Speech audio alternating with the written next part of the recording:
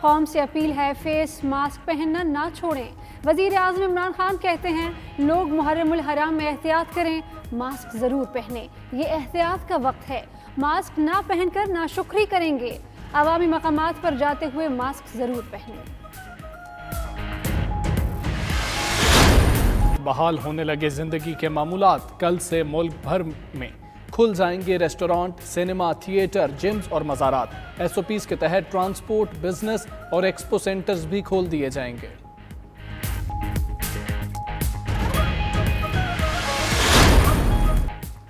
وزیر اعظم عمران خان کا ملک کو سرسبز و شاداب بنانے کا عزم، کہتے ہیں پاکستان موسمیاتی تبدیلیوں سے زیادہ متاثر ممالک میں 5ویں نمبر پر ہے۔ پچھلے 2 سال گندم کی پیداوار کم ہوئی، ملک میں درخت لگانے ہیں، شہروں میں بھی کوئی خالی جگہ نہیں چھوڑیں گے، دریاؤں کو بھی صاف کرنا ہے۔ روزانہ لاکھوں پودے لگائیں گے، وطن کو سرسبز بنائیں گے۔ ملک کی تاریخ کی سب سے بڑی شجرکاری مہم شروع، روزانہ 35 لاکھ پودے لگانے کا ہدف۔ وزیر اعظم عمران خان نے اسلام آباد میں پودا لگا کر مہم کا افتتاح کیا۔ وزیر اعلیٰ پنجاب نے لاہور شادمان مارکیٹ پارک میں پودا لگایا۔ وزیر اعلیٰ خیبر پختونخوا محمود خان نے پشاور میں مہم کا افتتاح کیا۔ گورنر سندھ عمران اسماعیل نے کراچی میں پودا لگایا۔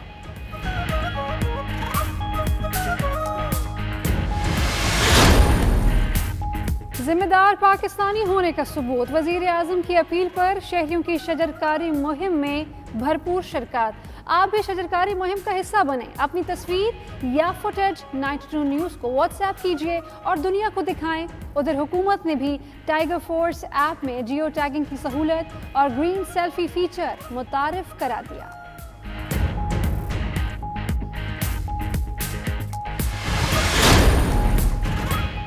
سندھ حکومت کا نالوں پر تجاوزات ختم کرنے کا اعلان، سیاسی جماعتوں اور سٹیک ہولڈر سے تعاون مانگ لیا۔ وزیر اطلاعات سندھ ناصر حسین شاہ کہتے ہیں این ڈی ایم اے نے 3 نالوں کی صفائی کی، 35 نالوں میں صوبائی حکومت صفائی کر رہی ہے۔ سعید غنی کا ایم کیو ایم پر ایک خالی زمین پر 2000 گھر بنانے کا۔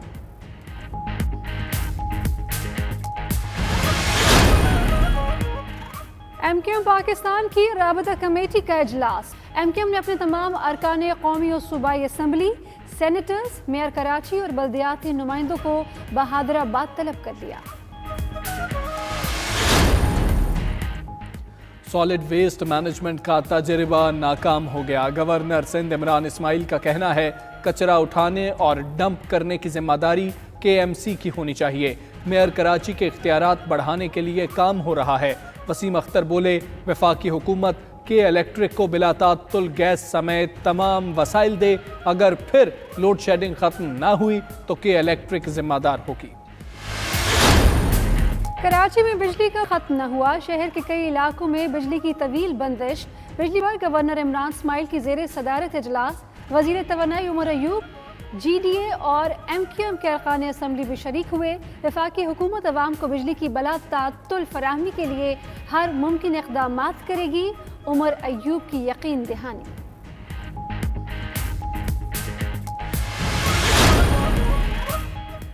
تاجر برادری پارٹی مفادات سے بالا تر ہو کر ملک کا سوچے، امیر جماعت اسلامی سراج الحق کا تحفظ معیشت کنونشن سے خطاب، بولے حکومت ہر مالدار اور تاجر پر شک کرتی ہے۔ جشن آزادی قریب آیا، کسی نے بیج لگایا، کسی نے جھنڈا لہرایا، ہر سو سبز رنگ کی بہار۔ یوم آزادی منانے کے لیے بچے بڑے سب جوش و جذبے سے سرشار، قومی پرچموں، جھنڈیوں، بیجز، شرٹس اور دیگر اشیاء کے سٹال سے سج گئے بازار۔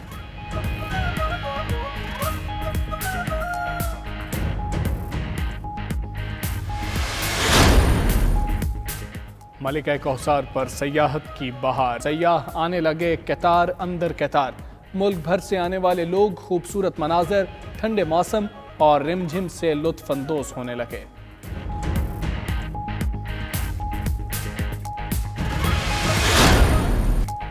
محمد عباس مانچسٹر ٹیسٹ میں ٹیم کو فتح تو نہیں دلا پائے، لیکن عمدہ بولنگ سے رینکنگ میں ٹاپ 10 میں ضرور آ گئے۔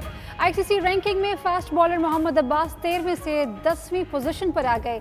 बल्लेबाजों में बाबर आजम की 6ठी पोजीशन बरकरार, स्टीव स्मिथ का पहला, विराट कोहली का दूसरा और लिबुशेन का तीसरा नंबर है।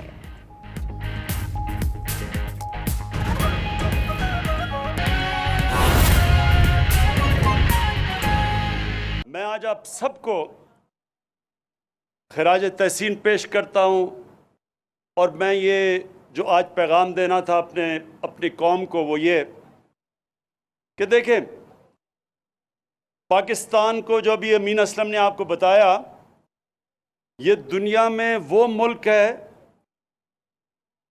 जिधर जो मौसम तब्दील हो रहा है, यानी कि क्लाइमेट चेंज, जो गर्मी बढ़ती जा रही है दुनिया में, पाकिस्तान वो मुल्क है जो कि 5 या 8 नंबर पे सबसे ज़्यादा इस मौसम की तब्दीली से मुतासर है।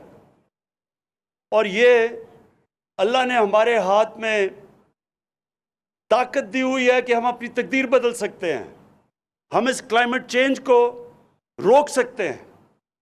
हम ये जो बढ़ती हुई गर्मी है, जिसके आगे बहुत बुरे असरात इस मुल्क के लोगों के ऊपर आएंगे, हमारी जो पैदावार है, जो हम मसलन जो गंदम पाकिस्तान उगाता है अपने लोगों के लिए, ये याद रखें पिछले 2 साल गंदम की जो फसल है वो कम हुई है।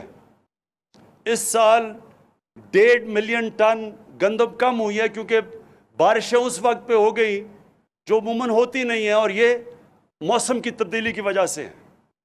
तो क्लाइमेट चेंज के लिए अल्लाह ने हमारे ऊपर चैलेंज किया है कि क्या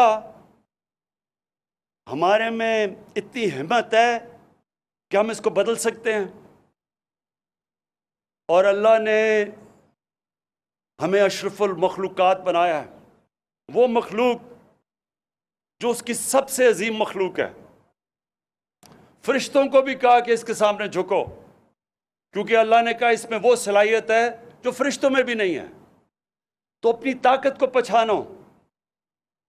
ये जो हमने अपने मुल्क की तबाही की है, अपने जंगलात ख़त्म करके, अपने दरख्त काट के, उसका ये नुकसान है कि आज पाकिस्तान अगर इसी रास्ते पे चलता रहा तो आगे ये जो हमारे ग्लेशियर हैं, जिधर से दरियाओं में पानी आता है 80% पानी तो ये ग्लेशियर से आता है जो पहाड़ों पे है।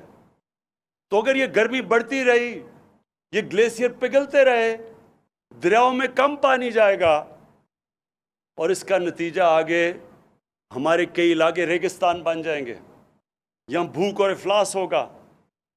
इसलिए मैं अपनी आज कौम को कहना चाहता हूँ कि ये हम सब की जिम्मेदारी है, अपने आने वाली नस्लों के लिए, अपने बच्चों के लिए